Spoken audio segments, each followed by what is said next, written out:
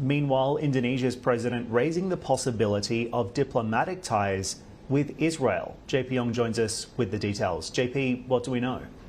Absolutely, Dan. And it's important to note that Indonesia has for a long time not recognized Israel as a state and has no diplomatic ties with them. Also, given the fact that Indonesia itself has been critical of Israel and its actions against Palestine in recent years. Now, Prabowo Subianto, the Indonesian president, during the visit of French President Emmanuel Macron, has actually said that he is now willing to or is open now to establishing diplomatic ties with Israel. But there's an interesting caveat here, Dan. He has said that if Israel is prepared to recognize Palestine as a sovereign state, then Indonesia is also prepared to recognize Israel as such. He also emphasizes that they must make sure that they guarantee Israel's right as a sovereign country and that the safety of Israel has to be paid attention to. Now, these are interesting comments, actually, from the Indonesian president, who, as we mentioned, has been very critical and has hit out at Israel for their recent actions in Gaza, because now he's actually said that they are willing to guarantee the safety and the state of Israel as a sovereign country, but first, Israel has to do the same for Palestine.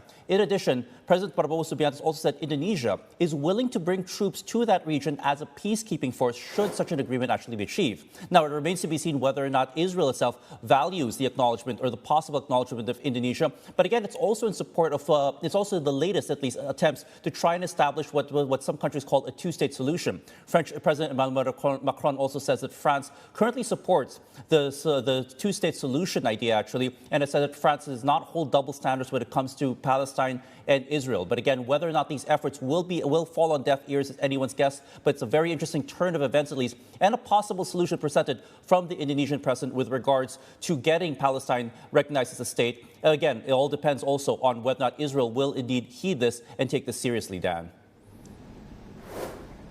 And of course, really interesting given Indonesia is the world's most populous Muslim nation. JP, all of this also taking place, as you say, while the French President Emmanuel Macron was in town in Indonesia. Just give us some more color on his Southeast Asia tour and what he has been up to.